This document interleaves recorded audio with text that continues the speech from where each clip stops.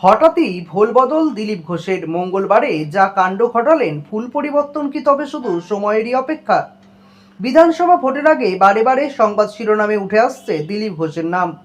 বঙ্গ বিজেপির প্রাক্তন এই সভাপতিকে নিয়ে চর্চা যেন থামছেই না। সম্প্রতি রাজ্য সরকারের আমন্ত্রণে দীঘায় জগন্নাথ মন্দিরে সস্ত্রীক দিলীপ ঘোষের পদার্পণ থেকেই বিতর্ক শুরু হয়েছে। প্রশ্ন উঠছে, তাহলে কি দিলীপ ঘোষ সত্যিই তৃণমূলে নাম লেখাচ্ছেন?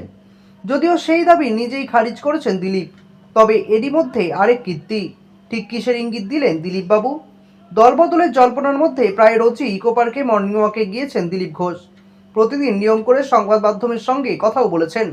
একাধিক প্রশ্নের উত্তর দিয়েছেন, কিন্তু 1 জুন থেকে পাল্টে গিয়েছে তার ভোল। দিলীপ জানিয়েছিলেন সংবাদ মাধ্যমের সঙ্গে আর কোনো কথা বলবেন না তিনি। দাবাং মেজাজ ডাকাবুকো মন্তব্যের জন্য বিখ্যাত দিলীপ কেন এহেন সিদ্ধান্ত নিলেন তা নিয়ে প্রশ্ন উঠছিল।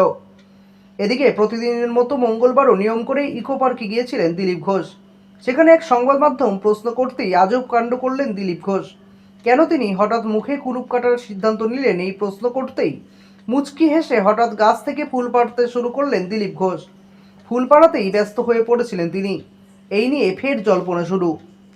তাহলে কি ফুল পেড়ে কোনো ইঙ্গিত দিতে চাইলেন দিলীপ ঘোষ? তাহলে বিজেপি ছেড়ে এবার জোড়া ফুল তৃণমূলের দিকে পা বাড়াচ্ছেন দিলীপ ঘোষ? এমন প্রশ্ন উঠতে শুরু করেছে।